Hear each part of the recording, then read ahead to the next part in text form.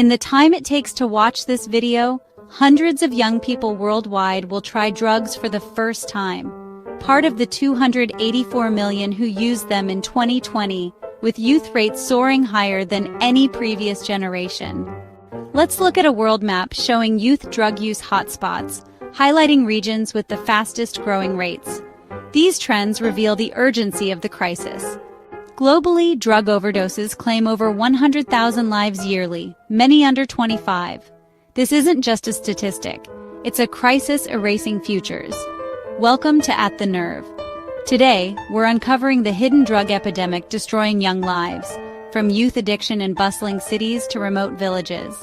We'll challenge myths, reveal root causes, and spotlight solutions. If you're ready for the shocking truth, let's dive in.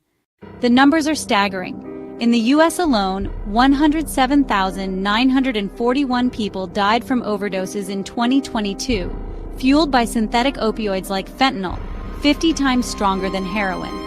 Here's a timeline of overdose deaths over the past decade, comparing the US, Europe, and Asia.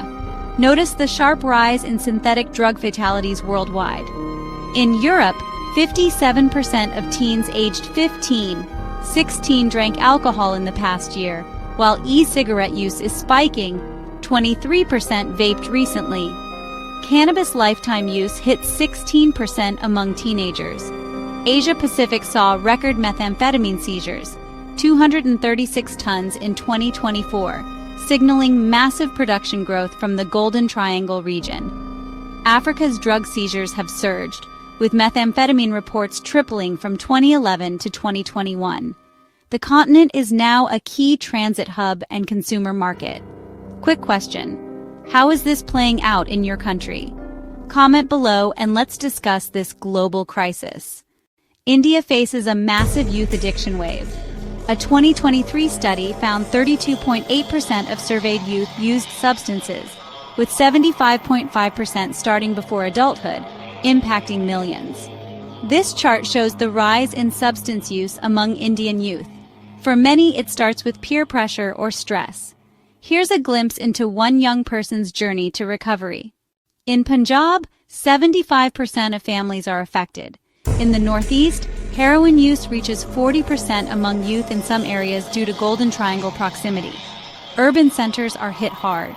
Mumbai's drug seizures rose 55% in 2024, while Delhi's AIMS treats over 10,000 cases yearly, with average user age dropping to just 19. Around the world, young people are exposed to many types of drugs. Opioids, like heroin and fentanyl, are often used for their pain-relieving effects, but can be deadly. Stimulants such as cocaine and methamphetamine are taken for energy or euphoria. Depressants, including alcohol and benzodiazepines, slow the body down and are sometimes used to cope with stress. Hallucinogens like LSD and ecstasy alter perception and mood. Cannabis is widely used, both recreationally and for self-medication. Prescription drugs, when misused, can be just as dangerous. Many youth try these substances out of curiosity, peer pressure, or to escape problems. Understanding these categories is the first step to prevention. Today's drugs are deadlier. Fentanyl is linked to 76% of U.S. adolescent overdose deaths. Just 2 milligrams can kill. Synthetic cannabinoids are up to 100 times more potent than natural cannabis. Emerging drugs are constantly evolving. Social media and encrypted apps make it easier for dealers to reach teens. Technology is both a risk and a tool for prevention. Social media platforms have become the new dealers. 30% of teens discover drugs online, with algorithms pushing normalized content. Dealers use codes to target youth directly. The root causes are clear. 1 in 7 global adolescents has a mental health disorder. Many self-medicate. Pandemic-fueled loneliness peaks despite digital connectivity. Economic pressure adds fuel. India's youth unemployment hit 23% in 2024. Combined with family breakdown and peer pressure, it creates a perfect storm for addiction. Around the world, hope is rising. In Portugal, decriminalization cut drug deaths by 95%. In Kenya, community outreach programs empower youth to choose healthy paths. Brazil's school-based prevention campaigns are reducing first-time drug use.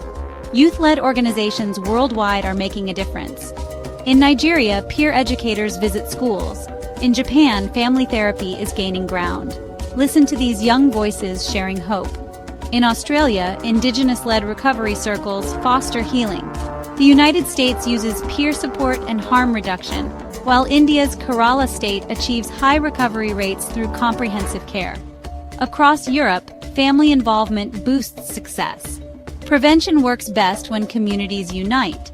In South Africa, youth clubs offer safe spaces. In Canada, honest education programs and mental health support are saving lives. Every intervention, big or small, makes a difference. What about your country? What solutions are working where you live? Share your story or local program in the comments. Together, we can build a global movement. One voice, one action at a time. This crisis is not destiny. It's a challenge we can overcome together. If you found hope here, like, subscribe and share. Let's inspire change and protect the next generation, everywhere. Remember, seeking help is strength. Stay curious, stay informed, and let's keep this global conversation going. Your voice matters. If you or someone you know needs help, reach out to local support services. Together, we can make a difference.